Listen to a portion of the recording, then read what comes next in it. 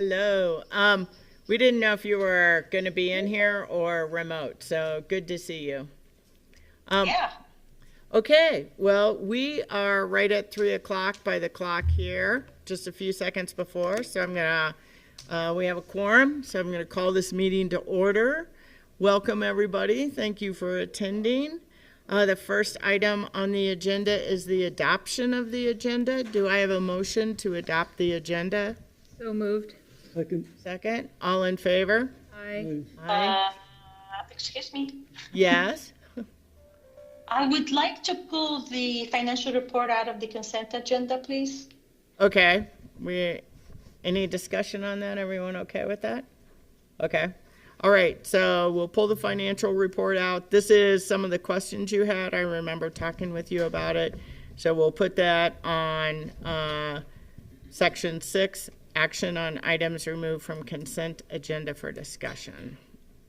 Okay? Thank you.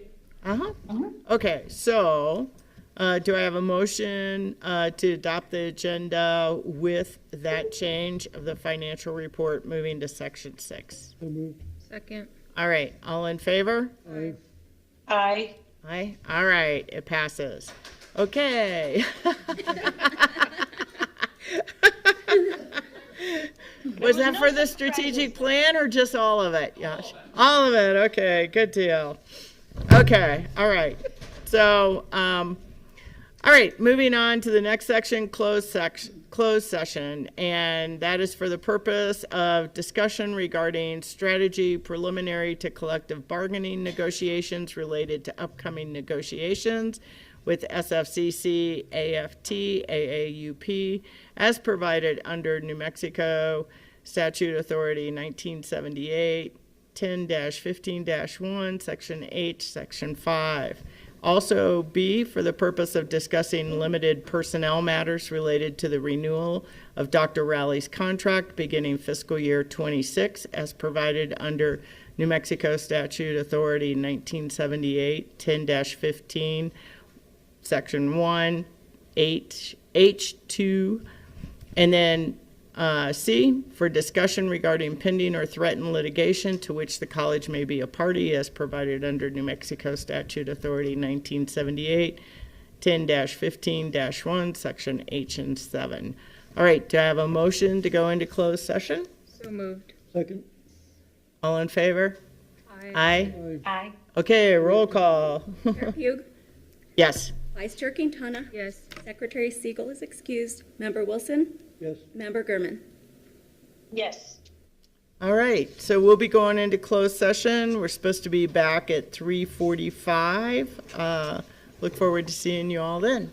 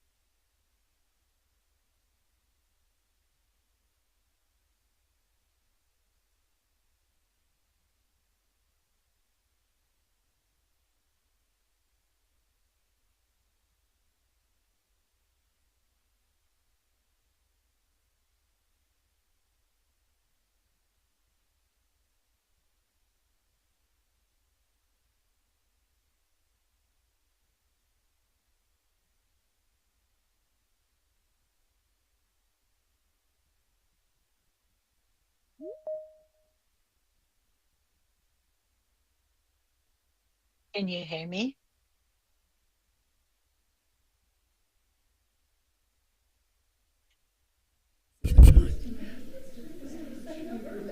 How can I turn this on?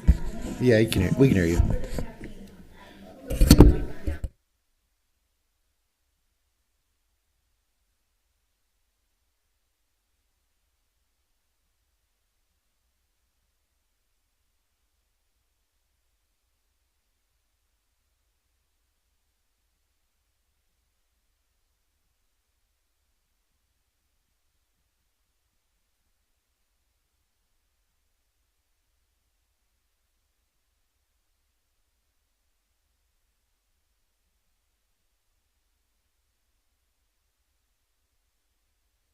I can't hear anything. Can you hear me?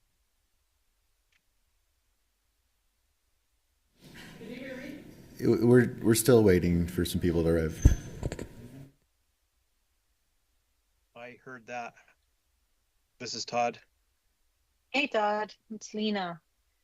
Hey, How are you? I'm fine. Yeah, Let's see if they can hear us. yeah, exactly. Is the room getting it? That's the question. Yeah, just give us a second. We're about to turn on the audio here. Okay, thanks, Mason. Back. She had to go to Taos this morning. Have you guys seen Okay. our new commercial? No. We should have them play it at a meeting for the community college. Lots of local TV. Yep. Okay. All right. We're out of closed session, so roll call? Yes. Chair Pugh. Vice Chair Quintana. Yes. Member Wilson. Yes. Member Gurman. Yes. Do I need a motion to come out of closed session? Okay, do I have a motion to come out of closed session? So moved. And- We only talked about the things that we said we might talk about. Correct. All right, so all in favor? Aye. Aye. We got Yes. Okay, roll call, which we already did, so. Okay. All right, I think we're good. We did a little backwards, but we got it all in. Okay, moving on to section 5 of the agenda, approval of the consent agenda.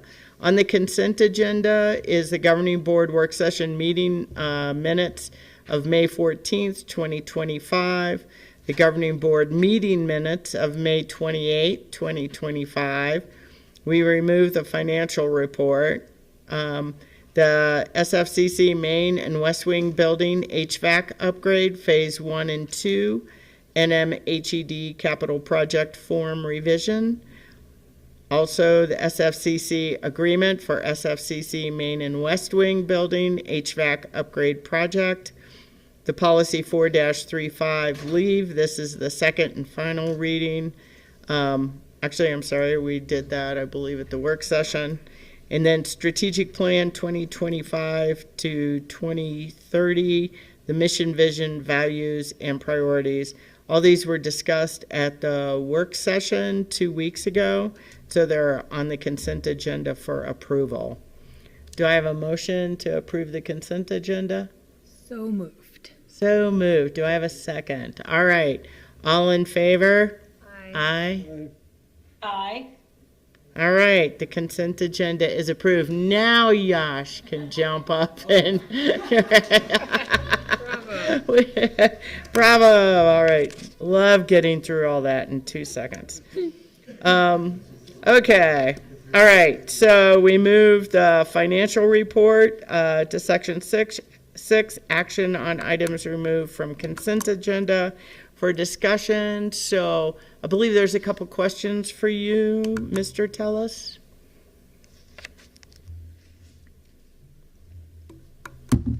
Sure thing.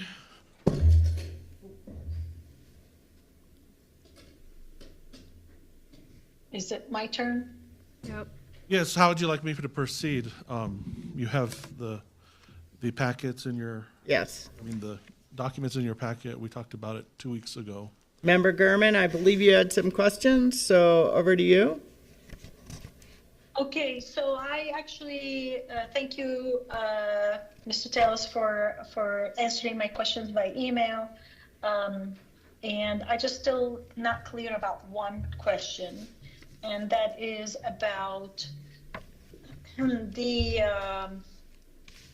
year-to-year cash decrease of 2.1 million. And I'm trying to get to my notes here. So I see that there was a total expense year-to-year comparison of the expense of ING of 1.6 million with the revenue of 1.3 million. So that's only about 0.3 million of extra expenses. So where did the other ones go? And you mentioned something about bonds. So my question is, are we investing money into the buildings and the campus? Is that where the cash is going? Sort of, Madam Chair and board members and President Rowley, that's really where the decrease from year to year is going to be found. Remember that last year, we did receive quite a bit of bond proceeds in the amount of $13 million from our bond sale or bond issuance. And so we received that 13 million. What happens is that 13 million gets transferred into our bank account and it hits in the operating account. And so that cash is, situated there. And within the accounting system, we have that beginning balance and then we draw against it when we work on all of our different facilities projects related to the master plan and the bond funding. And so that's decreased. So last year we had a lot more of that funding, but as we've made progress initiating projects within those bond proceeds and getting far along with some of them, just for instance, for this fiscal year, if you look at the plant fund, we have about $2.5 million in expenditures for the bond proceeds. So it's the local bond expenses. And so, that 2.5 million, it really hits against that 13 that is situated in our Century Bank operating account. So that's primarily where it is. And so it's really for that capital project and drawdown on the available bond.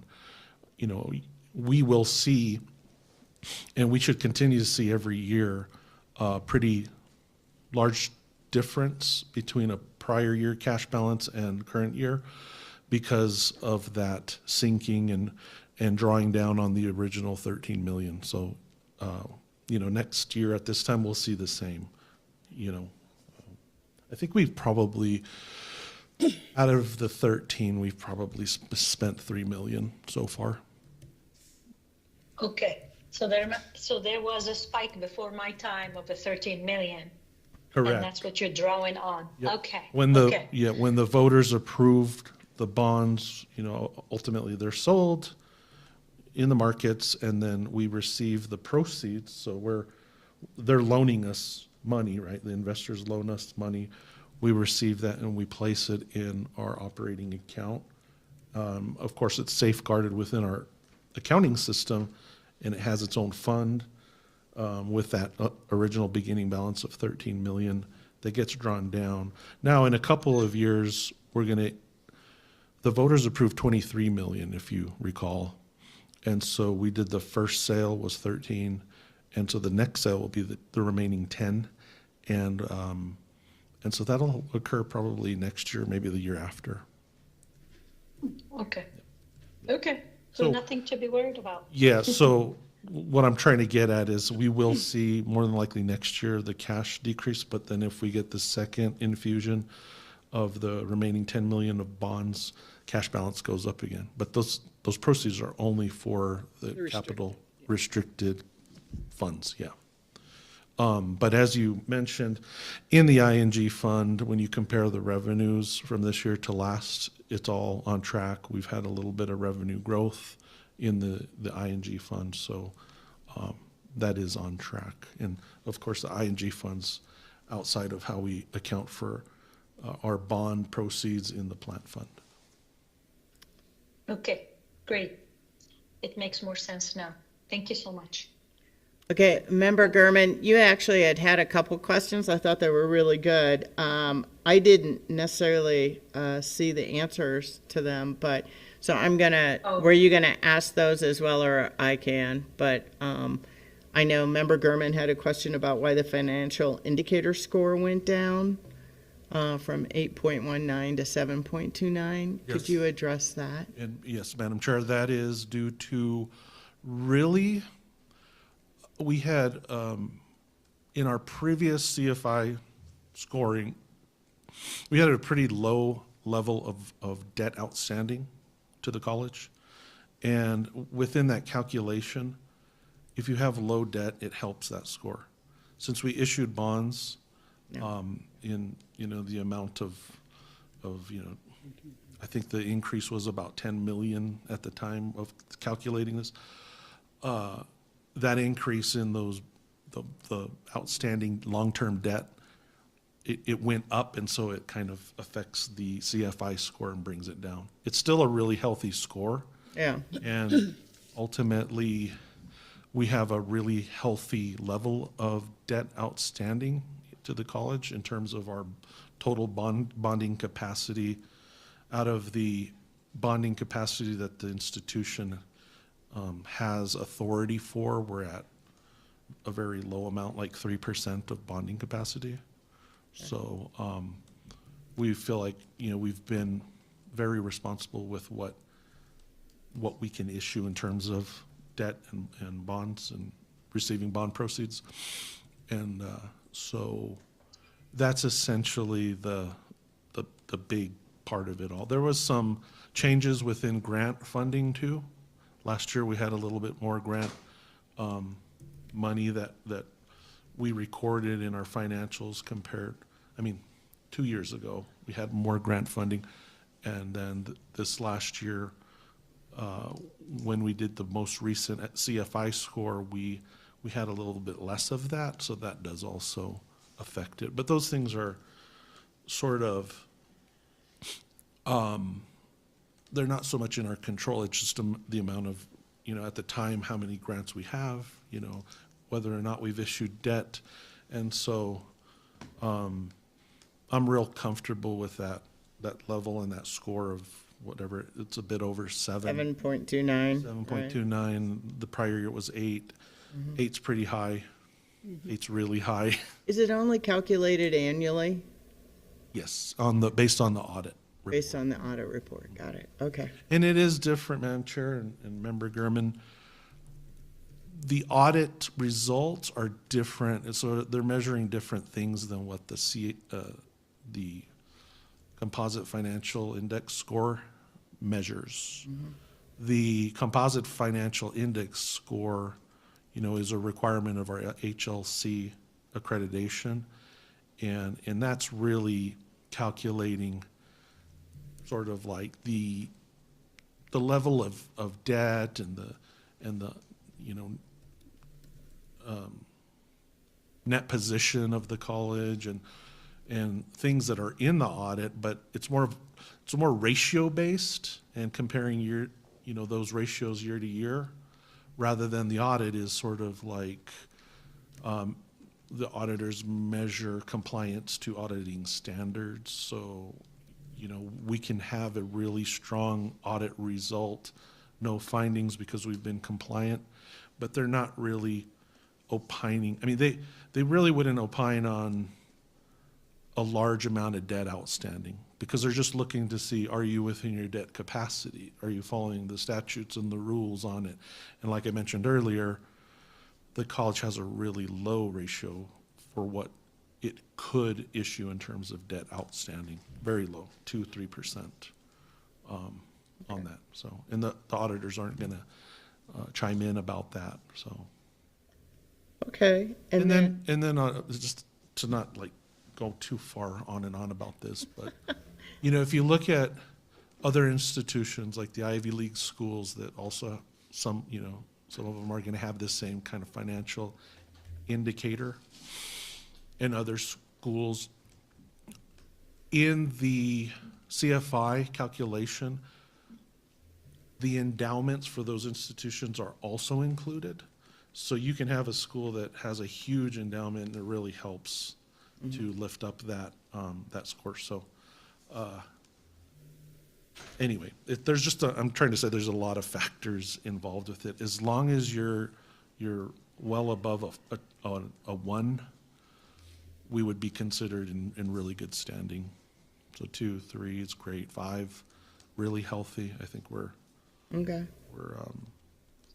showing we're very, very healthy financially. Okay, thank you. And then I think, Member Gurman? Just a question. Yeah. Nick, so you mentioned the word endowment and you mentioned the word audit. Let's bring in a whole new question here that I just want to ask, and that is, when we have the books audited, does that include the foundation? Yes. Okay. Now there's the third question that I think Chair Pugh wants to ask. Yeah, or it's up to you. I just lost it on my computer. Do you have it in front of you, the KSFR one? Yeah. For it. And Mr. Tells has responded to that, and it's pretty clear. So Okay. KSFR looks like the revenue, the expenses far exceeds revenue, but he reminded me that there was a beginning balance too, that was carried over. So they seem to be in a good shape. But please share like future plans. You were talking about an RPSP. We've been requesting to the legislature over the past couple, 2-3 years, RPSP for funding to KSFR, and I think that we haven't received it. What hadn't been approved, but hopefully some of the groundwork that we've put in place will help for another request, because I think that's what we really need. And with that KSFR funding, it's not as if that funding's only applying to the college. It's a service to the greater area and northern New Mexico, and so we really need that. We really need that help. So we should definitely prioritize making that request again this year if possible, and that'll go a long way with trying to get the funding for it. That's, Yeah, because it looks like we gave some seed money, but yeah, it's hopefully that there will be some plan to at least break even, but we're happy as a college to support that as a public service, right? Absolutely. We really do want it to be able to be cost neutral. And so I think also these first couple of years were a bit more expensive as we transitioned things over to the college. So with that, I think that we had to, if I'm remembering correctly, we had to pay some of their contractors out on some of the work that was being done for KSFR. But now we're working within our internal OIT and administrative services that can defray some of those costs for them, and I'm hoping that will result in some positive financial outcomes. But we really do need that. I think we need that RPSP funding too. Would be very helpful. Do you have a sense? And do they just? Go ahead. Sorry. Go ahead. Do you have a sense in terms of the Corporation for Public Broadcasting cuts, that money is primarily for infrastructure more than for operations, isn't that? Or am I mistaken on that? Or is that something we should have the radio station come talk to us about at some point, what that likely impact would be? Madam Chair, Member Wilson, we could have TASBA talk to us about it. I mean, if you really want to know, we should ask the expert. But no, my understanding is that we can use it. It can be used for operation, and they have done that in the past. One of the I'm not exactly sure how that money is, shaping up right now. I know TASBA has a pro bono FCC attorney, and I want to add that, in DC that has been helping us sign on an amicus brief and then also just really monitor everything that's happening with their funding and that could potentially happen. But the way that that grant works too is that the more money, or the way it did work, the more money that the radio station has, the better the match with that grant. And so just by coming in and becoming part of the college and having that access to that settlement fund and everything like that if everything had been normal, that would increase their CPB grant and everything too. So, part of it's just the kind of crazy state of their grant funding right now. And then when we brought them on, they were not getting any benefits. They don't have a lot of employees, and they didn't hire more employees or anything. So we brought on the employees that they had, and I think, TASBA's always trying to, cover things with having some contract reporters and things like that. But the full-time people had no benefits, and that was something that the Radio Foundation was always trying to get and never could do it. And so that's something that we agreed to do by bringing them on too. So that was an expense that we've incurred that, we're assimilating it into our budget so that it all kind of evens out. But it's a fair thing to do for them. All right. Member Gurman, did you have a question? Yeah, just remind me, Mr. Telos, is it the fundraising the KSFR does now and accepting donations, does that go through the Santa Fe Community College Foundation? Kelly's over there. But they've got a separate fund within. Within the foundation? Right. Okay. Nick, I can address this if you would like. Yes, I didn't know Amy's on. Yep. I just joined. I just finished another meeting. So all of the contributions for KSFR are going directly to our foundation. And then because of the reporting requirements for CPB, they are immediately transferred to the college, to their cost center, to the KSFR cost center. So they are going to our foundation for charitable purposes. They'll get their charitable contribution notice, and then they are immediately transferred to the cost center for use. Okay, great, thank you. Because I kind of recall there used to be a third 501c3 that They were. a second, but that's over. That transfers over. Okay, thank you. All right. Any other questions for Mr. Tellis? All right. Do I have a motion to approve the financial report? So moved. A second? Second. All in favor? Aye. Aye. All right. Thank you all. Thank you. Financial report is approved. Okay, moving on to action items on the non-consent agenda. We have the approval of the Open Meetings Act resolution. And I would just say this, we do this annually every year. So over to you, President Rowley, if you have anything to say on this. Thank you, Chair Pugh. I really don't have anything to add other than that it stayed the same. Our meeting our meeting dates are in there. Our meeting cadence and everything is in there. We have not, I'm assuming, not changing that for next year. But our attorneys also do certainly prepare our Open Meetings Act notice for your approval. So I don't want you to worry that I pretended to be an attorney and did that or something. But we, and again, it specifies elements in there about board communications and certainly the posting, the legal posting and the time that's required for the legal postings for the meeting notifications that Audrey takes care of. Correct. And we do this every year. It would be effective August 28th. And it's more or less a template. We don't have a lot of flexibility to do it any differently than. No, I don't think I think we would be, that would be a risk. So any questions from the board members on this? I know most of you have seen it a few times. All right, and we have to approve this? Yes. Nothing? All right. Do I have a motion to approve the Open Meetings Act resolution for this year? So moved. Second? All right. All in favor? Aye. Aye. Aye. Okay, we've approved the Open Meetings Act resolution.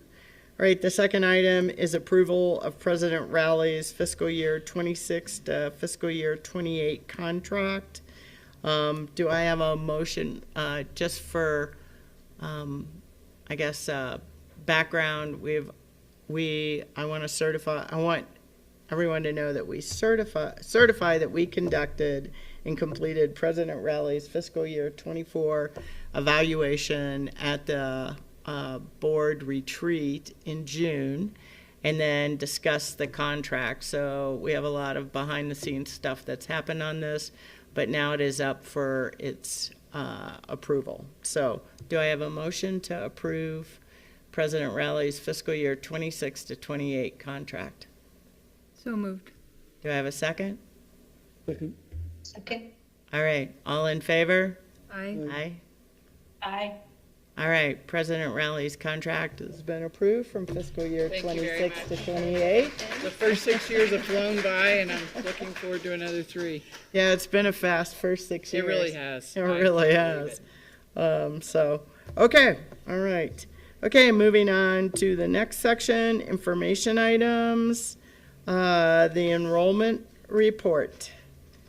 Somebody we haven't seen in a while, both of you. It's good to see you. Welcome back. Yes. It's like Thomasina got to come out. Yeah. Now, yes. It's been a whirlwind of workday activities, and our colleagues are working very diligently on it this week and this moment as we speak. That's right. So I had the pleasure, Chair Pugh and members of the board, to send you all a report of our spring, our summer, and our fall enrollment reports. I broke it down in the way that Board Member Gurman was asking for specific student characteristic information. It's a lot of information. We have 10 minutes. I'm not going to go through it all, but I am ready to answer any questions. I think some highlights that we would like to address quickly, if we will, is for spring 2025, we saw a 3% increase in the overall student headcount, which was really good. We saw an increase of new first-time non-dual credit students of 6% increase. We also saw an increase of students who are taking more than or 6 or more credit hours, which was really good. Our focus is to help these students enroll in as many classes as they are comfortable, but at a higher rate, so that way completion is also at a higher rate. We had an increase of degree-seeking students, which we're always super excited to see. And we continue to work with our dual credit program, which my colleague Marcos can talk to you a little bit more about. And we did see a decrease of our transfer students, but we're seeing a continued increase of our transfer students completing at a really good rate, completing their programs at a really high rate. With all of this, I also wanted to mention that this last semester, spring 2025, we had a large number of students enrolled in the following top 5 programs. These are declared students, which include early childhood, business administration, psychology, allied health, and general studies for associate degrees. Our certificate degrees are really popular in teacher certification for secondary education, special education, and elementary education, and in the early childhood development certificate as well. Other areas of high population include nursing assistants, emergency medical technician, and fine woodworking and ceramics. Spring was a very healthy semester for us. We had a large number of students enrolled and participating in events and activities across campus. We were really happy to see that, and we're working diligently on those students who did not graduate, who are continuing students. We're working with them to move them into our subsequent semesters. Speaking of graduation, for the academic year 24-25, we've awarded over 600 degrees. Of those degrees, there was a nice little split of those who received associate degrees. 665 total degrees we awarded. 210 were associate degrees and 455 were certificates. Our commencement this year was large. It was very large. standing room only, and thank you for those of you who were able to attend and participate with us. But they are completing. Our students are working hard, and they're diligent, and they're getting done what they need to get done. So we're super excited for that. Before I move into summer, are there any questions for spring specifically?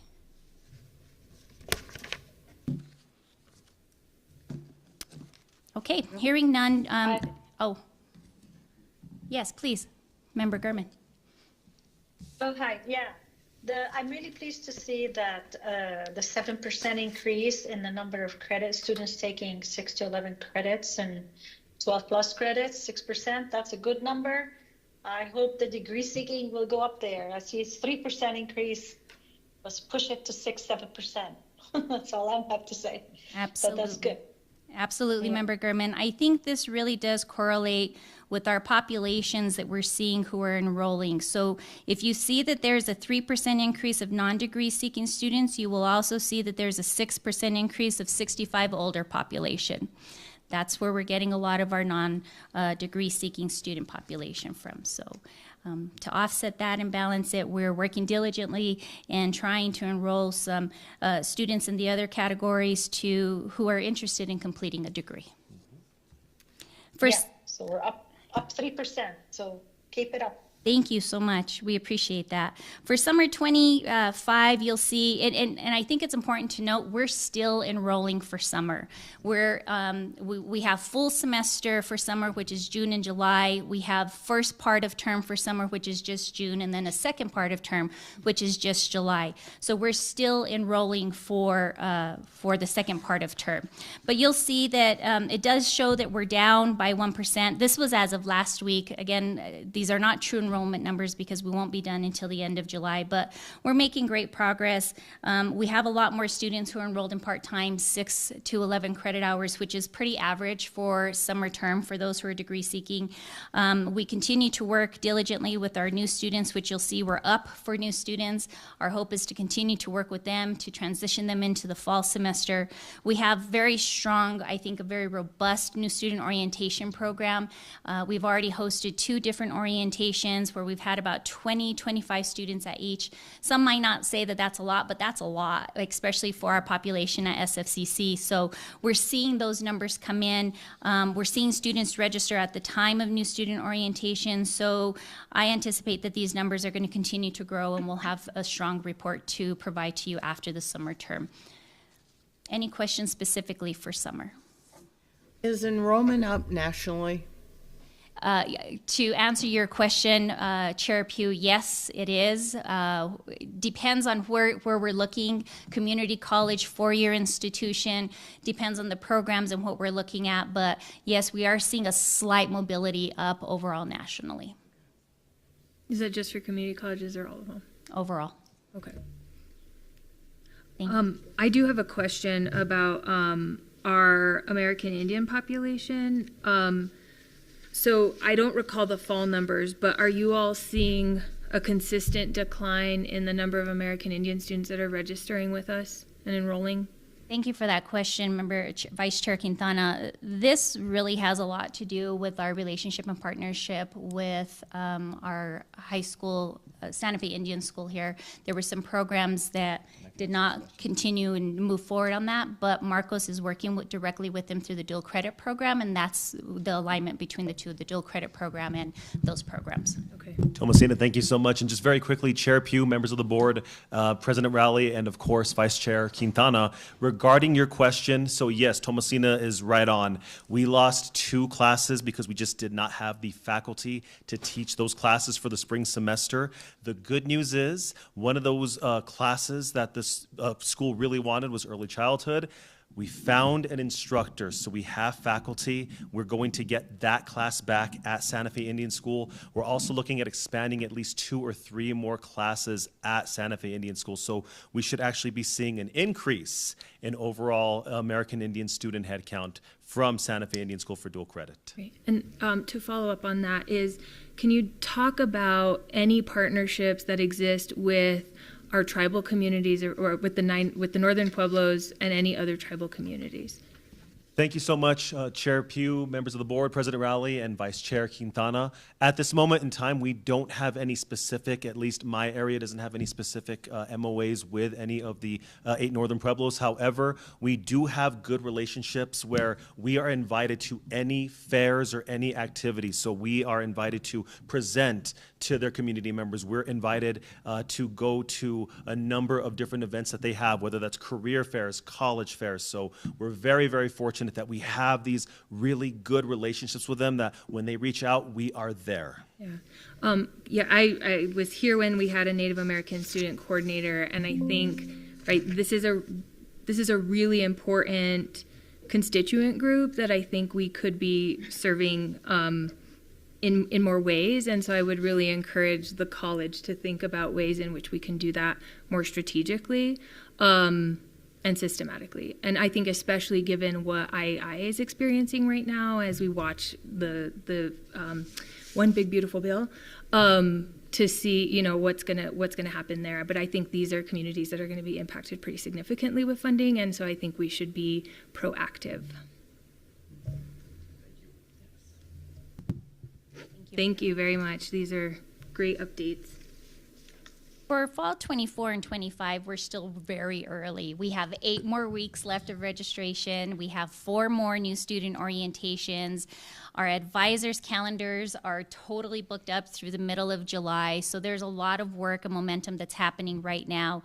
It looks kind of bleak when you look at overall student headcount compared to end of term fall 2024 to last week when I pulled this enrollment report. It shows that we're down 46%, but that's not a true testament of where we're at. I think what's really important is for us to take a look at week-to-week registration for the semester. So at the 10th week of registration at fall 2024 compared to the 10th week of fall 2025, we are up 24%.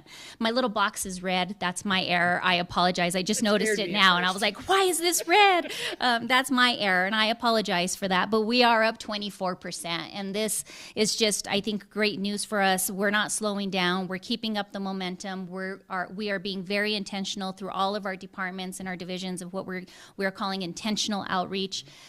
We've shifted a couple of our procedures to be more proactive in our approach to our students. We've talked a little bit more about some alignment in our efforts, and we're definitely continuing to see these numbers grow at a very healthy rate. So I will be excited to share with you end of term numbers come fall semester, and I have a feeling that we're on the right path of looking at another semester of growth. That concludes my overall enrollment report, but I stand for any questions, and I see Member Gurman has one. Yeah, Member Gurman. Yeah, I just want to share, I take classes at the community college because I love taking classes, but also to kind of see what students experience. And I want to share one experience where the summer semester, the first day of class is the same as the add and drop day. So it's like by the end of the day, if you don't add or drop, then you're kind of stuck a little bit. Luckily, the registrar was able to help me, but on maybe a special case, I took an exercise class that I went to the first class and was like, oh, this is way too hard. But by the time I wanted to drop it, they're like, oh, the drop ended. So and I know because summer semester is tight and short, but it seems to me like we need to give the Monday class until when students, another day or two to be able to adjust their schedule. But maybe legally we can't. I don't know. That's just my input. Policy decision or policy. We have a policy that we could change. We have a volunteer. Members of the board, we actually have several days in between where we can work with students. I'm not familiar 100% with the dates that you affected you directly, Member Gurman, but we are very flexible with our students, and that's what I'd like to share is that, we have students who come in and ask for late registrations, and we work with the deans and the instructors. We don't make the call in the registrar's office. We work with them to ensure that it is an appropriate decision to have them in. It's not only physical education courses. There are a number of courses that have a lot of work that's due the first day or the second day. So we want to make sure that our students are fully prepared to take on that responsibility and that our instructors are comfortable with that as well. So we work very closely with instructors and deans in helping them add and drop courses as needed. So I apologize that you had that experience, but I'm happy to hear that our registrar was able to work with you. Yeah, it's just that because it's a summer semester, the first day of class is the only day to add and remove. So it doesn't give, I mean, usually in a regular fall or spring, you have a few days, but not in a summer semester. I don't know if it's a policy thing, but I'm always concerned, like I will ask, as you guys are used to me by now, I will ask questions, I will go and ask the registrar, but I don't know if some students would do that, especially if they're first generation students. And I just wonder if there is a flexibility that the first day of class for summer semester is not the only day to do add and drop. But, you know, maybe it need to be advertised better too. I don't know. Just my input. Am I correct that there is a provision for a late add with permission from the faculty and the chair? Yes, Member Wilson, you are correct. There, we can definitely work with our students in that sense. So that gives so if a faculty member believes a student can catch up, there are opportunities. That is correct, Member Wilson.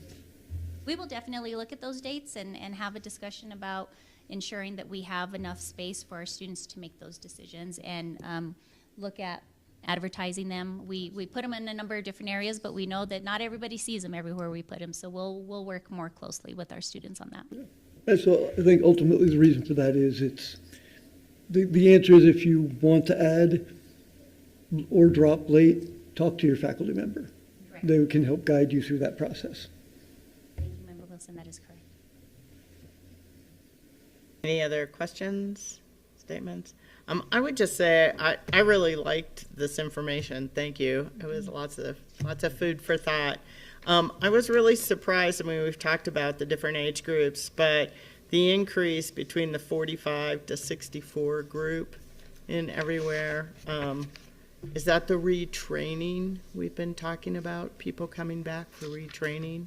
We're seeing, thank you for that, Chair Pugh, we're seeing this, I think, across a number of institutions, community colleges specifically, and this population is one of the highest degree-seeking populations. I can't necessarily say it's retraining, retooling. We haven't really directly delved into that and had those conversations with them, but one would assume, based off of other reports, that that is a population who is trying to re-career or getting retiring from one and going into another career is what I'm hearing and learning a lot from them. But it's going to be interesting to continue to watch the pace of growth of that population, which is even more important why we're working with our academic units and they're looking at their schedules and readjusting as they need to, as all these schedules are very unique to the populations with whom we're serving. And so when they talk about online courses, they talk about courses at different times and the different structure of modalities. That's very important, and I'm very happy to see that we've been able to meet the needs of this population. Yeah, that was pretty exciting. So, all right. Well, thank you. Thank you very much for bringing us up to speed. It's good to see both of you again. Thank you. Okay, moving on to communications. Faculty Senate report. Is Dr. Miller online?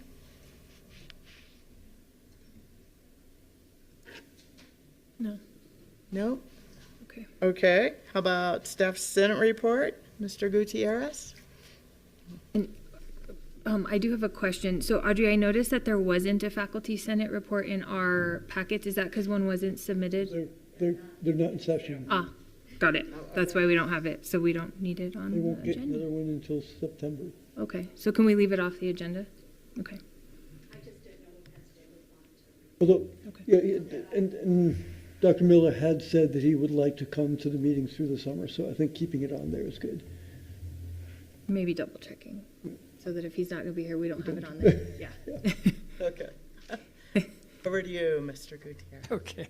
Sorry, the agenda should reflect what's going to happen. So, good afternoon, Madam Chair, members of the board, President Raleigh. Thank you for the opportunity to present on behalf of Staff Senate. I believe my co-chair is online, Michelle Renteria.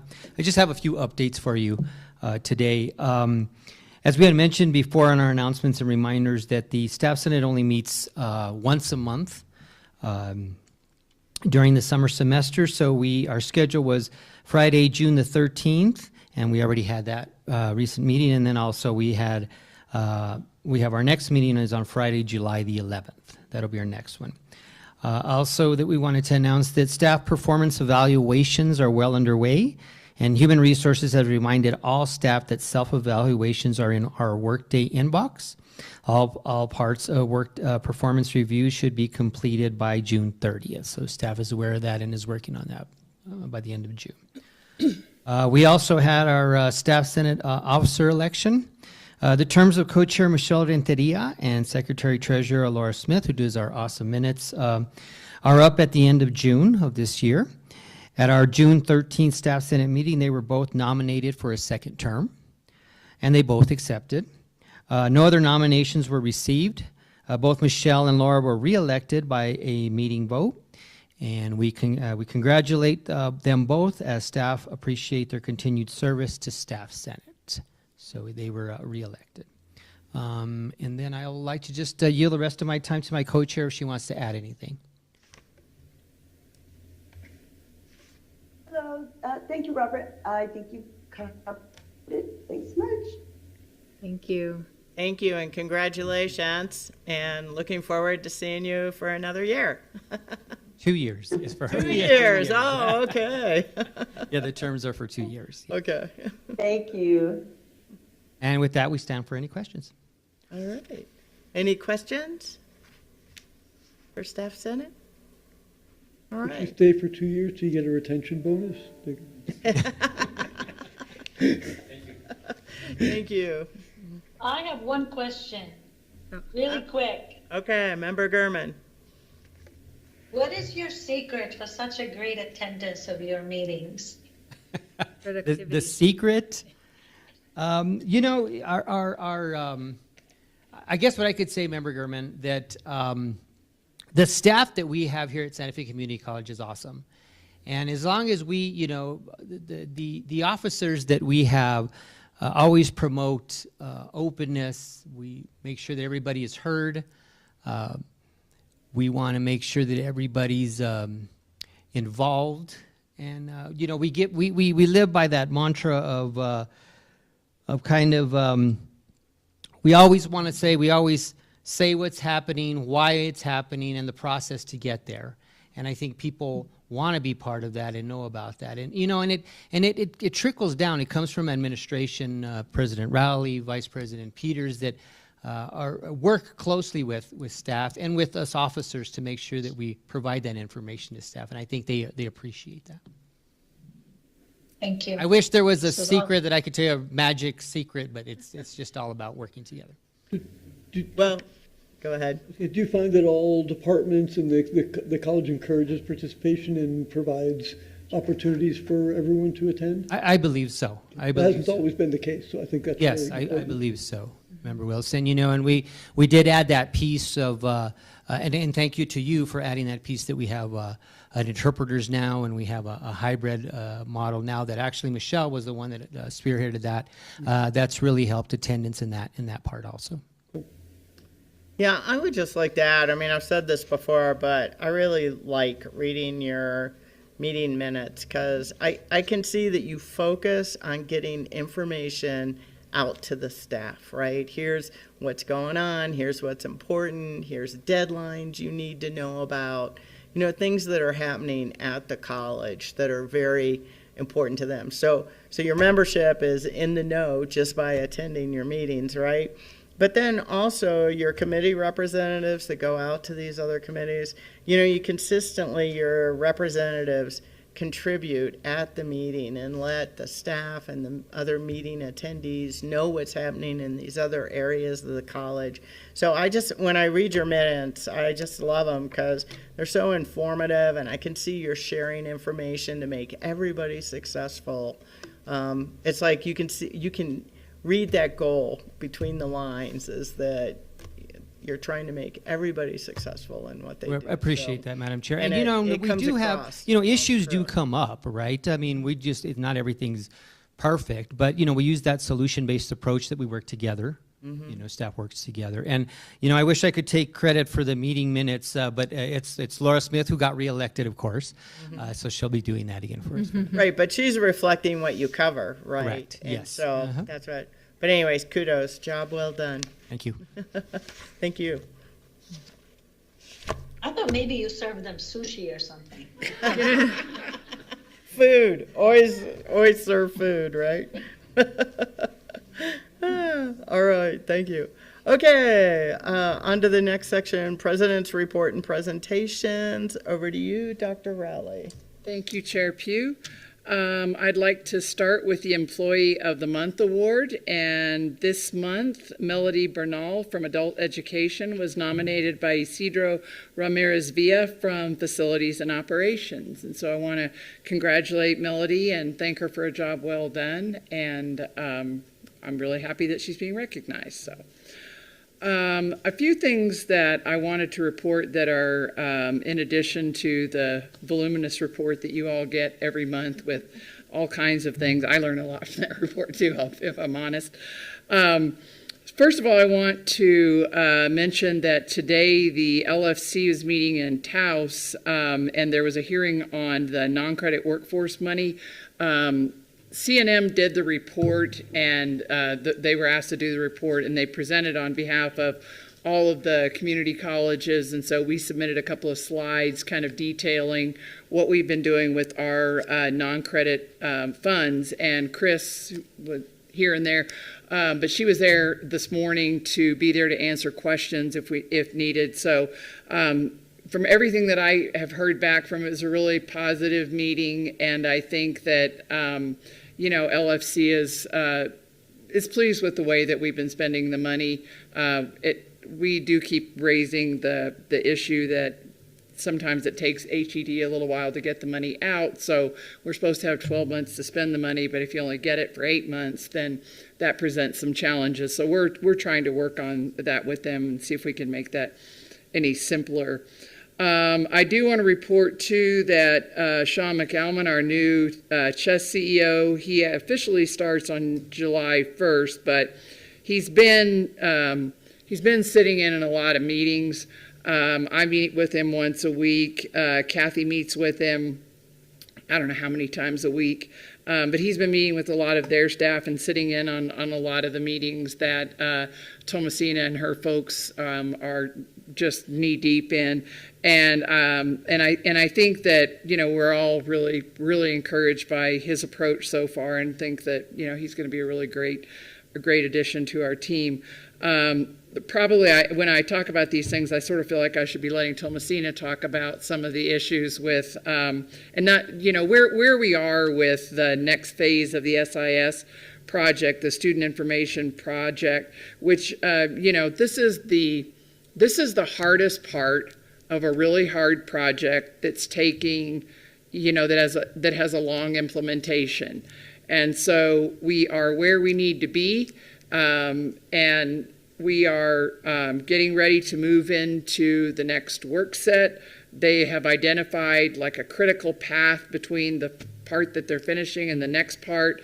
One of the things that I think we have finally made some progress on that's sort of a linchpin in all of the work that they're doing right now is what's called a universal ID. And the only reason I'm mentioning that and that I think it's important is that it really will hopefully improve upon some of the processes that we have with our current system where there are multiple logins for multiple things. And what this will do is that everybody will have a single ID across the entire chess organization system, whatever. So if you want to be a student somewhere else, you're already, it's a real quick step to enroll.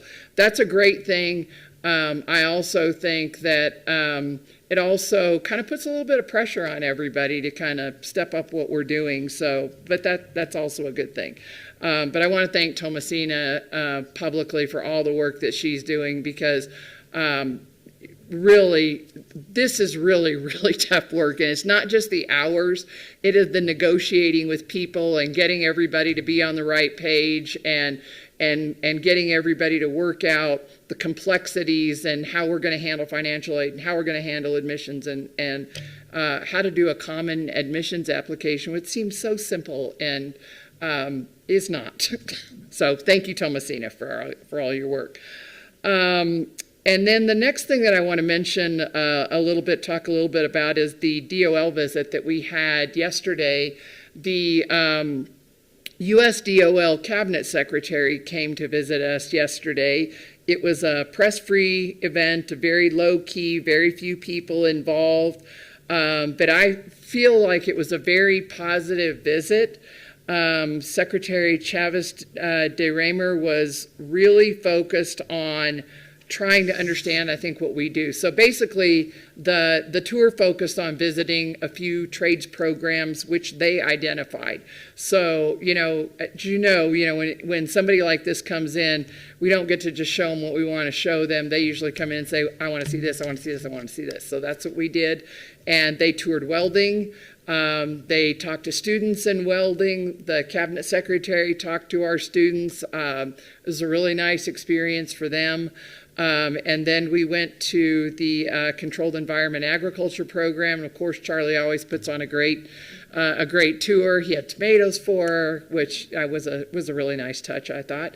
And then we went to the automotive lab. And again, the focus is on trying to get students to work as quickly as possible.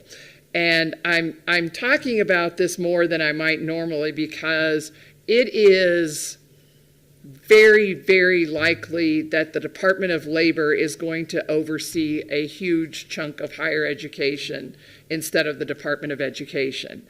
And so I think it's really important that we understand where they're coming from and what their interests are and what we're likely to see as changes and new areas of focus that maybe we haven't really seen so much in the past.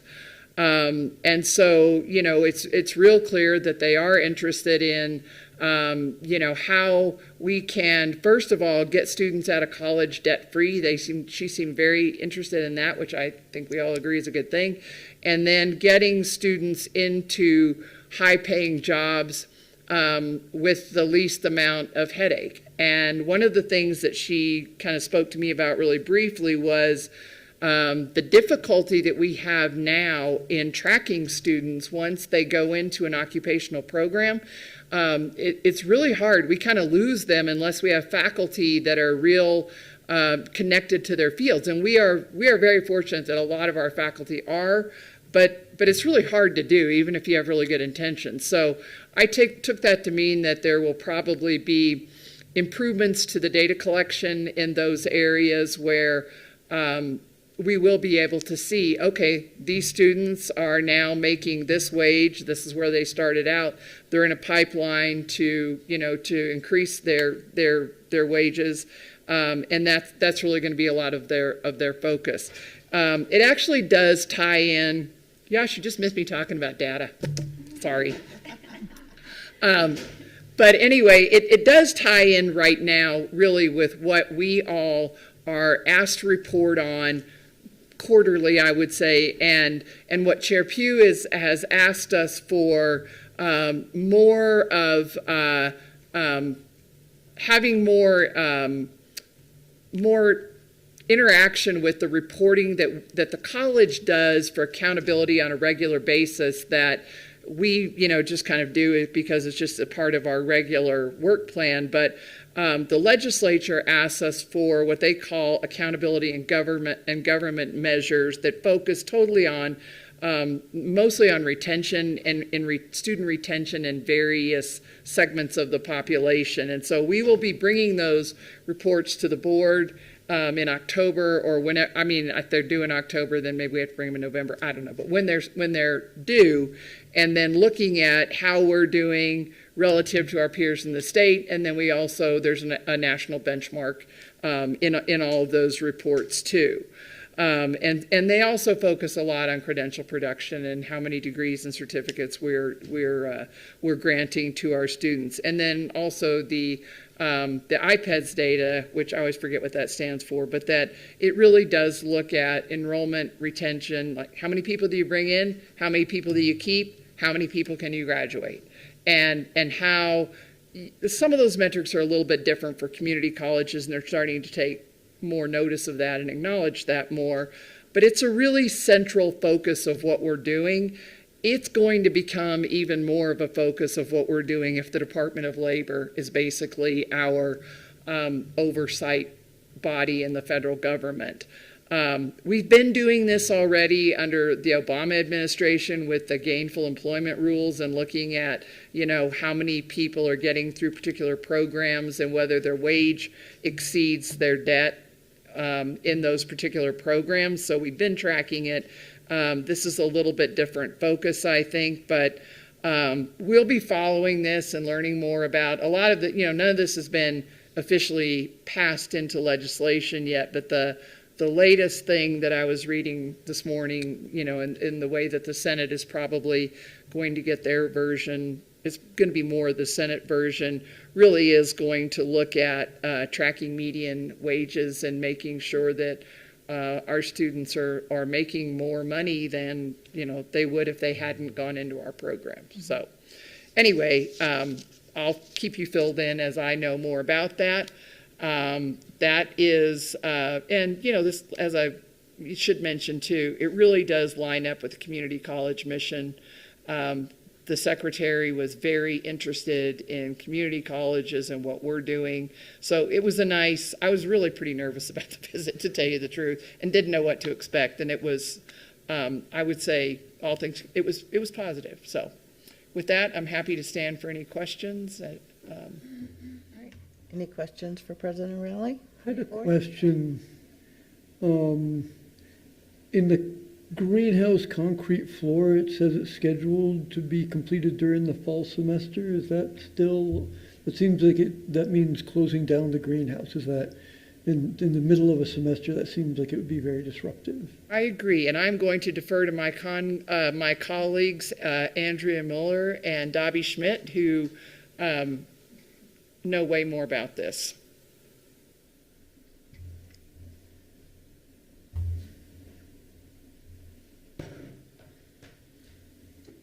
Hello, welcome. Board members. Yes, we're working close with Charlie on that, and Charlie doesn't seem to have a problem with that. Okay. So when we do get everything started, we're going to help them get everything cleared out just as fast as possible so that the contractors can get in there and just get the job done as quick as they can. I think it's projected a little longer than what it's actually going to take, but until we get the contractors on board, and they let us know, we're not really going to know exactly how long it's going to take. But yeah, we're very close with Pedro and Charlie, and they're really excited to get it done. So yeah. They seem to have other plans because they still have the dome that they're going to be working with and different stuff that they'll be able to be teaching on. So are we thinking like August, September, or later in the semester? It's going to be a little later. By the time we get everything approved, get everything through, it looks like it's going to be more probably December. Okay. So they can keep going till. We're working closely with them, and they're excited, they're happy. So and we've got a good plan put together. So yeah, and they did mention it yesterday. They were talking about it when we were touring, yeah, saying that it was going to happen pretty soon. So it's going to be a really good thing because safety issues. Oh yeah, it's a trip hazard everywhere in there. That's exactly. So, but yeah. All right. Thank you. Member Gurman? You're on mute. You're on mute, yeah. Okay. I'm glad Toby and Andrea are there because all my questions relates to the facilities. So in the president's report, there's a mention about Higher Education Center, EHS lab rooms, 135, 139. Can you remind me what this is about? Environmental health and safety. It's going to be a training, more for their training. What they want to do is actually do a doorway going out to where there's an outdoor space, learning space, plus we're gonna be putting in different sinks, different drying areas, different for their equipment, for like their big suits, because they've got to clean those, they got to hang those up, they got to dry those. And so, So is this program moving from the main campus to the higher education center? no, they're already teaching those classes It's over there. EPA training. It's gonna be a lot easier for them Oh. to do this if we have that set up, so. It says EHS, so I thought that meant emergency health science, but that's not it. It's Emergency EPA. health and safety. Right? It'll be, Oh. Janet Curley is teaching those classes, so. Yeah. Environmental health and safety, is that what EHS is? Okay. The other question I have is, I noticed in the news that there was a microgrid testing and power outage on June 18 and 19. How did that go? Yeah. You know why I'm asking. Yeah, it's been a little frustrating. This is one of the first where they have the battery backup, they have the gas generator, they have the PV system. So it is one of the first in New Mexico. So there's a lot of little quirks and kinks that they got to work out with this. And so we've had actually some natural tests because the lightning and stuff, P&M has went out.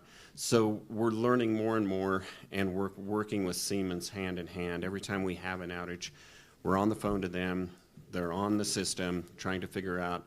So they've found a lot of things so far. We are going to have one more outage to finish up some of the testing on it, and then hopefully after that, we'll be done. So we're hoping. Okay, so Yeah. you still test, okay. So All right, we'll get there. We're kind of guinea pigs again on this, because this is cutting edge. This is one of the newest things, so. You have 4 different systems that have to match frequency and voltage, right? That's Yeah, it's, so. And nature's been helping you out. Yeah, lately. some of the Yesterday. testing in nature, which is good because I don't want to be finished up the contract and here we are middle of winter and it happens and then we're like, Yeah. you know. But at least now, yeah, we're finding out a lot of stuff, and Siemens is trying to work with us. You know, it's just, yeah, this is a big deal. It's a lot of little intricate details that they're trying to, parameters that they're trying to fit in, and it's hard to program. So when you manage your own grid, you begin to understand what it's like to be a utility. I'm sorry. I said, when you have to manage your own grid, you start learning what it's like to be a utility. It's more complicated than it sounds. Yeah. So, but we're getting there. So. Okay, my last question is, I am not sure which part of capital campus improvement this plan is, but I really would like to recommend having better signage on campus, again, whether in the parking lot or at the entrances where there's some kind of sign that shows people you are here, and if you're looking for room 400, you gotta walk that way. I don't know if this is part of the plan. I know there's a master plan, but some low-hanging fruit, if possible, to have better signage would be great, because it seems like every time I'm on campus, I'm still given directions. I would agree. Is there a timeline? Madam Chair, Member Gurman, that is a key part of our master plan project. So the student hub is kind of the biggest physical construction piece, but part of that does include wayfinding and signage on campus. Because you're right. I mean, well, for one thing, when you come in the front, you don't know whether you go right or left. Then we have 2 main entrances. That right there is kind of confusing. So yes, we will be, but we're taking a comprehensive look at signage across campus and figuring out, we'll use, an architect and a consultant to help us figure out the most sensible path forward. Is there a timeline on that? Yeah, Just to add to that, on that, we had our RFP out and for our architects, and that was actually due this afternoon. So everybody, which we had a great turnout. We had like 18 companies come in. Right. And so hopefully we have a really good turnout this afternoon as far as putting in the RFPs. So It'll take us about a week to go ahead and go through those and determine, to find out which company we're going to go with. And once we do that, then it's up to them to do the planning. And yes, wayfinding is included with that, so the signage should change when we do that. So. Member Gurman, do you have a copy of the master plan? Because if not, maybe you all can send her a copy, because it was approved before her time. Because I know this question comes up a lot for you, and I think it would be helpful for you to see that. That includes the timeline and the phases. And then if there are questions, of course, working with President Rowley to get those answered. Yeah, that would be great, especially if I can get it digitally. Yeah, we can do that. I don't know. Okay, thank you. It's on our website. Yeah. You just Google SFCC master plan. It's downloadable. Okay. Let me look. Yeah, and you have trouble with that, let us know. We can make sure you get it. Yeah. I think I probably have an extra copy if you want. We have a physical. Yeah, and Me if too. you want a physical copy, Yeah, we've it's got very that. pretty. It's nice. All right, any other questions I for? have DOL questions, but I'll Oh, let okay. everyone else go first if they have facilities questions. Will the wayfinding have a phone app likely or no? I don't know yet. So Hope so. once we get the, Yeah, that'd be once we nice. get the architects on board, we'll work all the details out, and that's something we will bring up to them. Okay. All right, any other questions on facilities? Thank you very much. And any other questions for President Rowley? Yes, I'm very interested in this DOL visit. And also because the One Big Beautiful Bill also has risk sharing in it. So I'm curious about the step between completion and employment for the data gathering. And so if possible, I would like at a future meeting to have a comprehensive presentation on what's happening as far as employer relationships and partnerships go.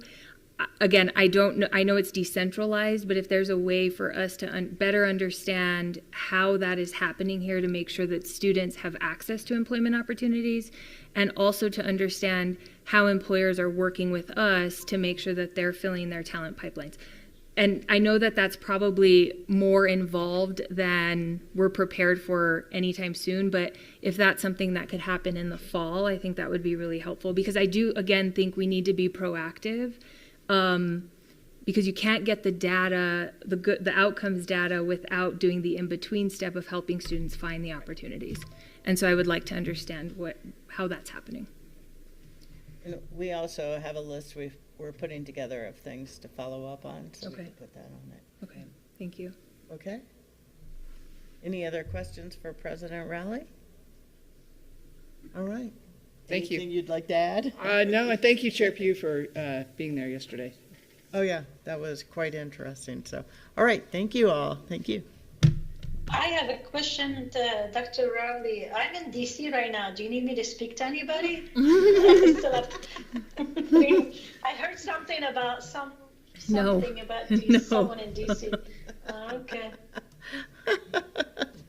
If Yeah, you want, I can we'll go keep you posted, Lena, if we do. a few more days. Okay. Can you go All right. Okay, all right. Getting close to the end here, board reports, discussions, and other business. We have the governing board goals fiscal year 25-26. Can you bring that up for a second? So my intent with this is I got some feedback from some of the board members. Oh, I guess it's not in my packet, and I don't think did I bring a copy? It's up there. Okay, all right. Perfect. So most of our goals, and these are kind of our goals and interests, carry over from last year. I don't know if how many people have seen this, but so what I wanted to do was just kind of go through it briefly and update it. What I've asked is that each board member be an advocate for one of these goals. And during the retreat, Vice Chair Quintana had asked that she had been the advocate for Goal 1 there, develop a process to be involved in advocacy for the college. And Lena, just to clarify, you had sent me an email and said that you would be interested in being the advocate for that, correct? Yeah, but then my name is on the second, the last year's goal, so I can't Yeah. do both, 1 and 2. Yeah. think we But I can do one. I think we can remove 2. Okay, so actually what I'd like to do is just take some notes from the board members on some of the changes as we look through this. So, Lena, definitely we can take your name off too, and you believe we could remove. Yeah, if I'm remembering correctly from the board retreat, Thanks. That will help me. Okay, so I would actually, can I just say this about 2 in quick discussion if we're done with 1? Is everyone good with 1 and just continuing it on? Yes, sir. I'd be interested in helping with that, but expanding it beyond just board advocacy, but being involved in helping to include students and alumni in advocacy. So that might be something to add then to under A, is alumni. And students, because we heard so much of that when we went to Washington about how the stories of students and really helping to bring that is really critical to good advocacy. Okay, so my plan here is just to take notes from the ideas you're saying, and then I will send it back out to you, okay? So, you ready? We could add that. Anything? Yes, Selena? I mean, I want to, number 1 is to develop a process to be involved in advocacy, but then I'm not clear about like A, B, and C, especially C, is to be involved in understanding all federal educational issues and key legislation.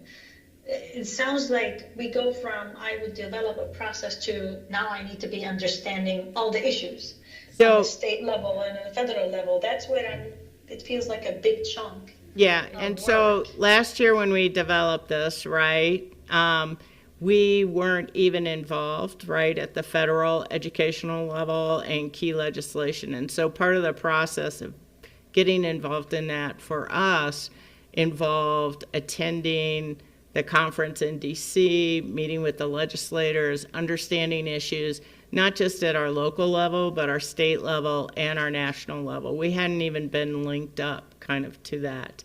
And so that was our focus with that. We can certainly change it if we want, or we feel like we're there and we understand kind of how to be involved at that level. But this was just our base. Last year, this was just our initial kind of take of what we wanted to be involved in, how we wanted to get there, and what we wanted to focus on. So, but Lena, here's what I would suggest is if you're going to be the advocate for this, when I send this out, if you would like to, this is to all board members, if there's anything you'd like to change, just send it back to me and I'll resend it out to the board members, okay? Okay, I did send a whole new page, but Yeah. we can look at it again, but I didn't know how to share it with all board members without it being in an open meeting. Right. But I've got a suggestion of moving these around, but I'll send it again.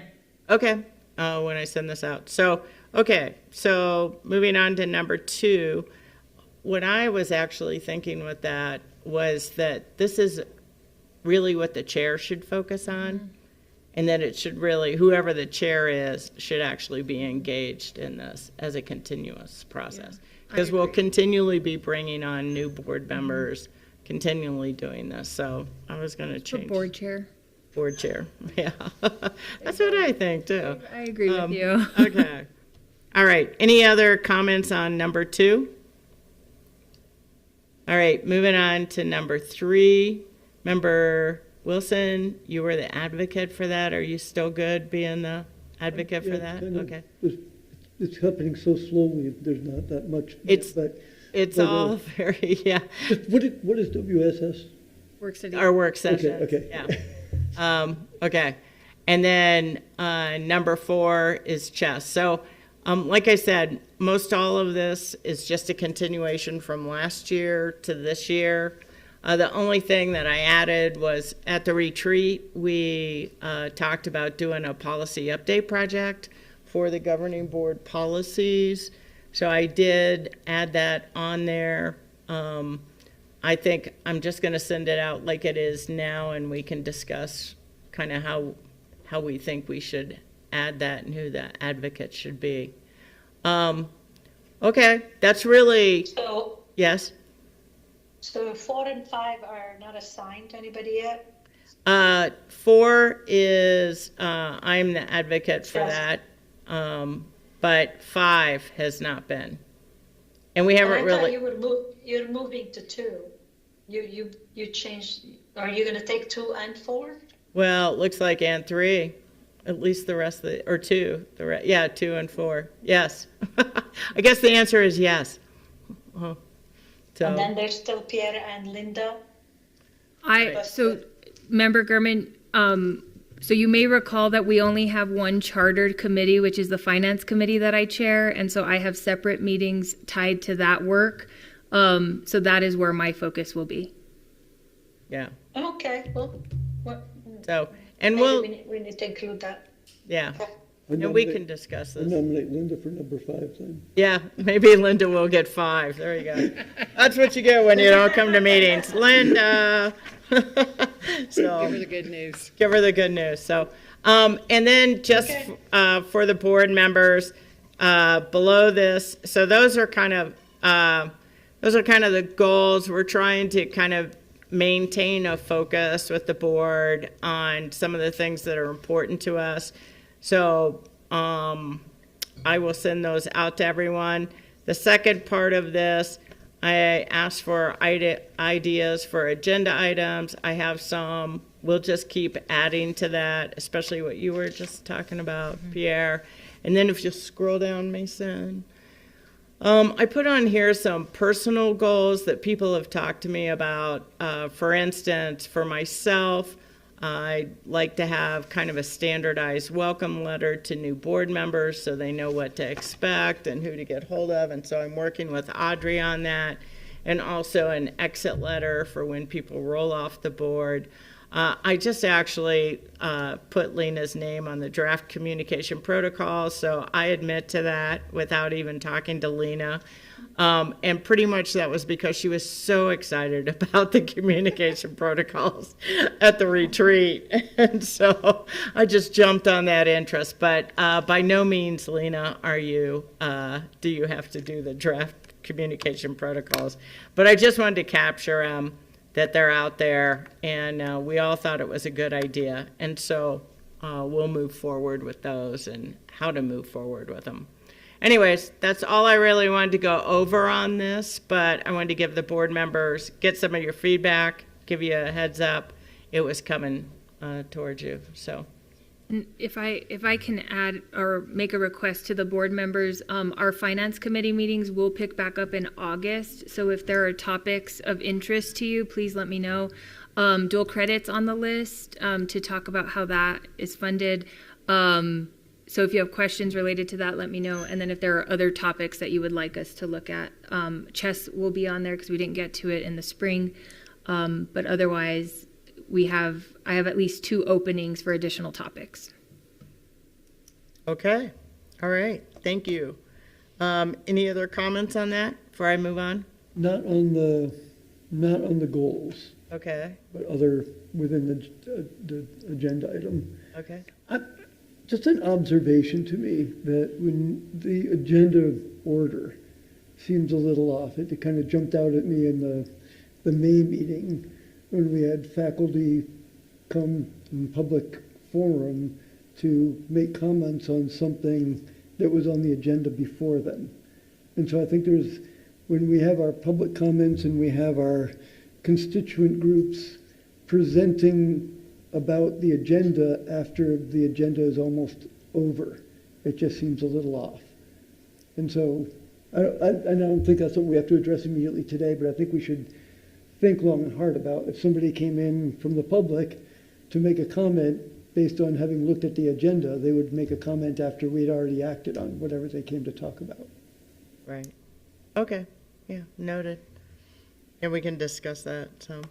Okay, and that's a good segue into the next section, which is public comments. Do we have any public comments? There are no public Right. comments. Thank you. All right, announcement of the next board meeting. We actually, in July, typically we don't meet in July.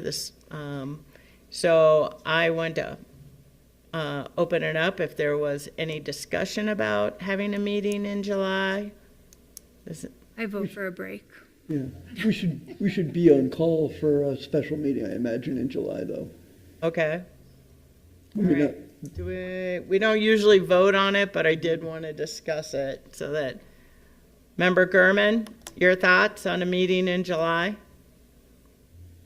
I don't think we need a meeting unless something happens with the collective bargaining or maybe, you know, I know Member Wilson and I requested a little orientation on bonds and mill levies. Yeah. Maybe we'll have that in July. I can Well, add that to I'm available. I'll add that to the finance committee member Gurman. And we can figure out how to navigate that with the Open Meetings Act if it's something that maybe needs to be a little more public. We'll figure it out. And then we could also move it to an agenda item later in the fall, so. Because it's more like a training just with that. Yeah. Yeah. This So is more of a training. Yeah. A training. we did get training on bonds before it came out, Yeah. so.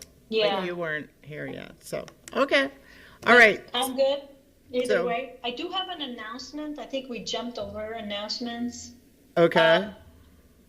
I've been called for jury duty from around mid-July to mid-October. I'm going to be on call for jury duty. So I just wanted to kind of let you know if I ever disappear, that's where I'll be. Okay. All right, thank you. Sorry to jump over that. Okay, so based on the discussion, we won't have a meeting, board meeting in July or a work session, but we will be on call if we need a special session for that. And so then, based on that, the next governing board work session will be Wednesday, August 13th. Summer will almost be over. And by the governing board meeting on Wednesday, August 27th, you can kiss summer goodbye.